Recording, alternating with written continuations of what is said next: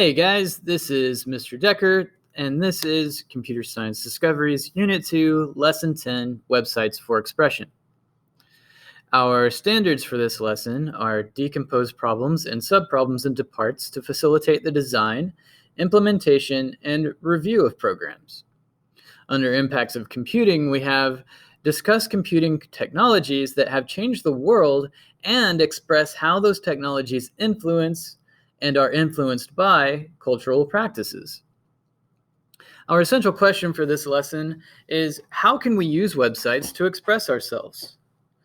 Well, we're going to get into that. How can we use websites to express ourselves? Well, even a sports website like ESPN, right, where they are putting baseball stats up there, like what was somebody's batting average, what was someone's on-base percentage.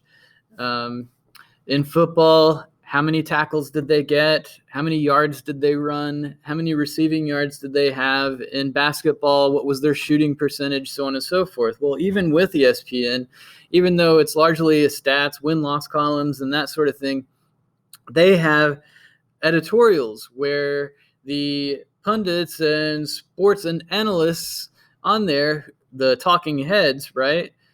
Stephen A. and Chris Sims and others, when they go on there and they're on ESPN's website, they write editorials that are opinion pieces. They express themselves. ESPN uses a color format, right? Like black and red and white. They format the website in a certain way. They decide what the content is. That's still expressing yourself. There's an artistic integrity to that, even though it's just a website about sports, right? Now, how can we express ourselves in other ways, right? There are websites that people make that are just about their animals, right? People express themselves on social media, but we're not expressing ourselves on social media.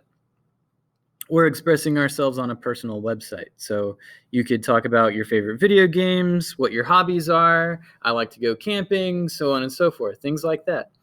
And we're going to take a look at a few sample websites, some of which you've seen before that students have made in the past, so that you can get an idea of what you'll be making and have some ideas about what you want to do with your website. Directions. Using the provided Google Doc, type your answers in the boxes on the activity guide. Your job is to come up with ideas for the personal website you will be making as the larger project for this web development unit. You will also answer a few questions leading to a better plan for your website. When you're finished, make sure you submit your completed activity guide on this assignment page for a grade. This assignment is worth 100 points. The video that I'm making right now is going to be posted right here, so make sure you watch the video you're already watching. And if you need help getting your assignment submitted, you can follow these directions or watch this video on how to submit Google Files in Canvas. You've done assignments like this in the past, so you should be up to speed with that. You'll find yours down here. I'm in the teacher portal, so it looks a little different down here in my version of Canvas, right? Let's head over to code.org. We're already looking at the web development assignment page here. If you scroll all the way down to Lesson 10, Websites for Expression, I want you to go to Bubble 1 first. And you'll see that question of the day, which is our essential question. And it says, this lesson introduces websites as a means of personal expression. First, we'll look at the different ways that people express and share their interests and ideas, then look at some exemplar websites made by students from a previous course. And then you'll brainstorm and share a list of topics and interests to include in a personal website, creating a resource for developing a personal website in the rest of the unit. Which means, yeah, coming up, you're going to be making a personal website. Let's take a look at some of these personal website exemplars. If you are following along at home or at school, then you can click on these. It'll open up in a new tab and you can view the entire website, scrolling up and down, reading through it, looking at the pictures and seeing what it's about, how they made it, right? You already know how to structure, underline, color, and add pictures at this point. So a lot of this, what you're looking at, you know how to do. So these are just some example websites for you to take a look at to give you an idea of what can be done, what can be accomplished, and to give you an idea of what you might want to make your website about. Maybe, like this recycling club website, you have a cause that you believe in. Be that recycling, be that going green, be that no homework or something like that, right? Come up with a cause. You can make a website for a cause that you believe in. Haikus, right? This student really likes poetry, and so they wrote a bunch of haikus about different things and included a picture that goes with each haiku that they wrote. Now, haiku is a 3-line poem wherein you have a 5-syllable line, a 7-syllable line, and a 5-syllable line. Did you know that Mr. Decker writes poetry? All right. So you can look through these examples on your own. We've looked at them together here.